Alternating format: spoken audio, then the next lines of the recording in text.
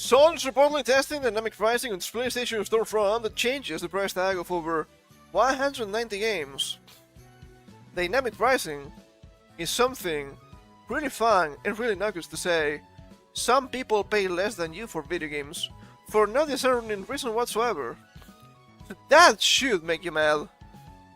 Games like Astrobot and Kingdom Come Deliverance 2 are reportedly included in the test.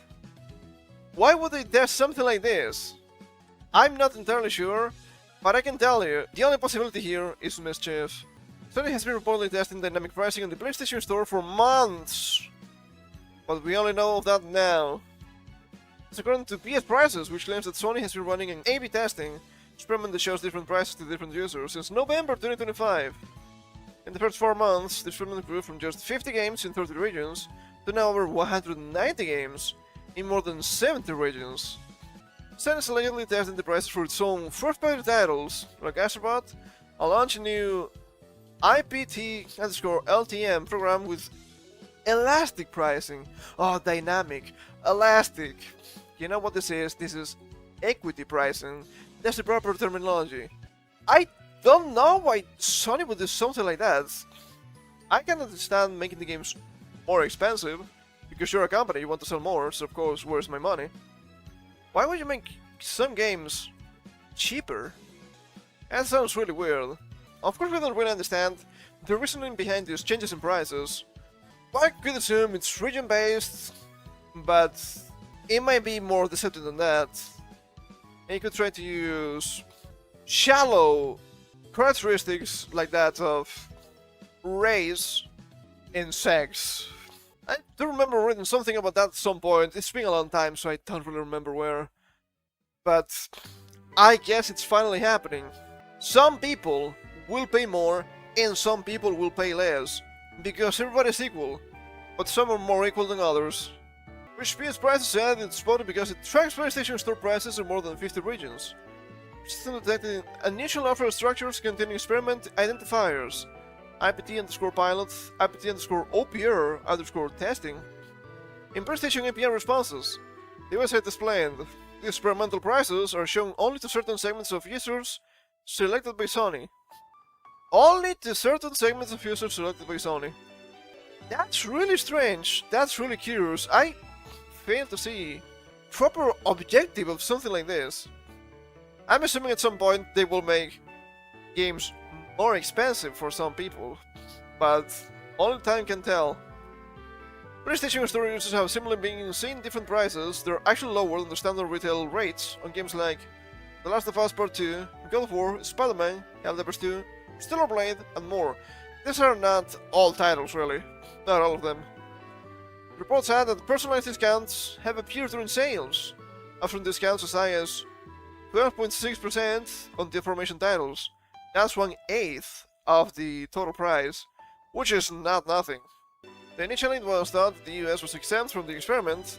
As of March, PS Prices claims that this is no longer true, and discovered Sony has since included PlayStation's largest market.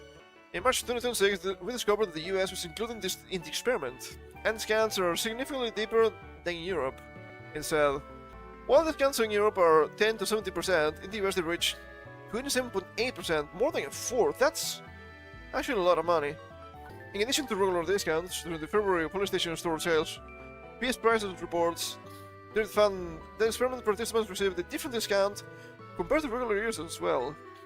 For example, Helldivers 2 was sold to regular users at 25% discount, while experiment participants saw 56% discount, it said. Dynamic price is a method businesses use to adjust the cost of its products real-time based on demand. Yes, but that's not what's happening, because it's not in real-time based on demand. It's in real-time just for some people. And something seen as a rather unfair practice. I wasn't sure if this article was going to agree with me. The UK government has really launched an investigation into Ticketmaster for the same thing. I don't read it's unfair. I don't know if it's actually illegal. Think it should be. Why do I have to pay more or less as an individual than other people in the same conditions in the same market? It doesn't make any sense. If I'm gonna go to the store to buy a game and I have to pay $50, why do other people that go the same day at the same point have to pay 30, for example. How is that fair? If this goes forward, I think this is only going to increase a sense of resentment against the company, and well deserved if I'm being honest. You're treating your customers like completely disposable wallets, so why wouldn't you? Well, if you only see me like this and you're gonna treat me in this extremely unfair way, aside from the possible lowering quality for the games themselves, why would I want to pay you anything? Why would I want to buy anything from you? No, I don't want to see your company. I want you broke. I want your company out of business. How dare you treat me like this? But it's not the only one. Tinder has been doing this too, apparently. Tinder agrees to pay 60.5 million USD after dating app suit for charging certain users more. Why? Who are these certain users? Why is this being pushed now? Well, I guess it's only fair that some more privileged people pay more. What do they consider privilege? I have no clue. So of course, this is gonna be absolutely fair, right? They would never lie to you. Tinder has agreed to pay 60.5 million USD to settle a class action lawsuit accusing the dating app of discriminating against certain users by charging them more for subscriptions. It's also really insane to me that an app such as Tinder has a subscription-based model. Do not do that, okay? It's not worth your time or your money. The case, originally filed in California in 2015, the user Alan Candelore alleged that Tinder violated state law by charging people aged 29 and older more for premium subscriptions like Tinder Plus and Tinder Gold compared to younger users. I do believe that people aged 29 and more could be more inclined in using not only Tinder, but paying for these subscriptions. So I guess this is just an age-based pricing model, maybe scandal is also correct. That's so strange, that's so weird. According to the complaint, Tinder used the tiered pricing model that offered cheaper rates to younger users while older customers paid significantly more for the same features. I wonder if they're gonna give us some percentages for this, some just numbers. They also argued that the practice violated California's Unruh Civil Rights Act and state's unfair competition law, which prohibited discrimination by businesses. I mean, we didn't read that in the Sony article, we didn't see anything like this, but I think this is pretty common business law, right? You don't want unfair competition or discrimination for your customers. At the end of the day, that's only gonna increase their enmity towards you, so even if that wasn't the law, maybe you shouldn't do it. It has personally announced and employed a multi-tiered pricing plan that treats consumers unequally, based only on their age. Why stop at age? Why not sex? Why not race? Why not background? Why not nationality? If you think it's not coming, boy, I do have bad news for you.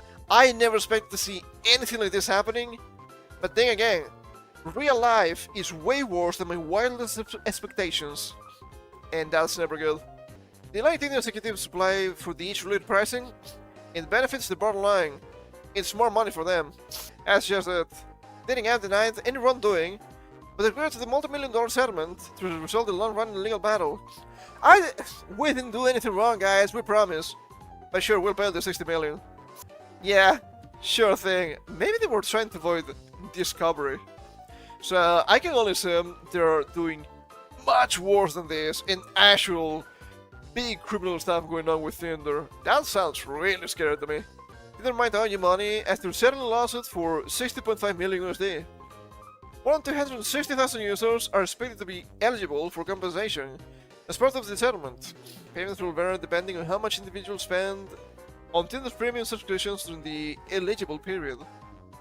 The settlement primarily applies to California residents aged 29 or older who purchased Tinder Plus or Tinder Gold on or after March 2nd, 2015.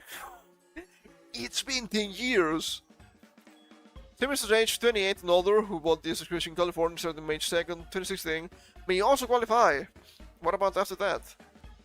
Eligible users will need to verify their membership details and submit payment information through the official settlement site. The deadline to opt out or add to the agreement is April 8, 2026.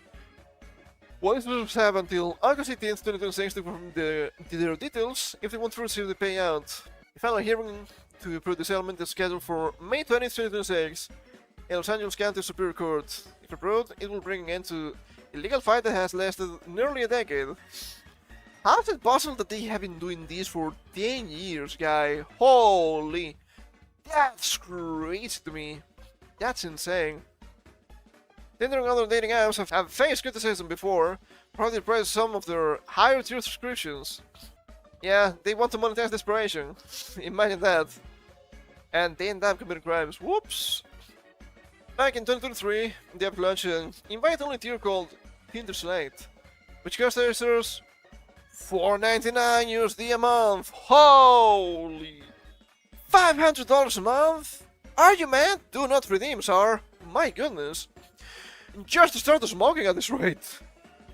The subscription features exclusive benefits, including sending messages without matching with someone, and showing the most desired profiles. Earlier this year, Grindr launched an AI subscription called Edge. Of course it is. It costs up to 6,000 USD a year.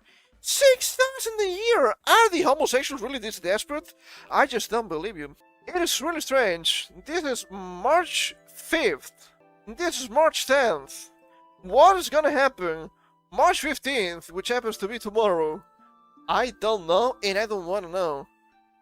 The last thing you want to see from these big corporations is equity in pricing. But I guess they're not gonna stop as long as they don't get sued into oblivion.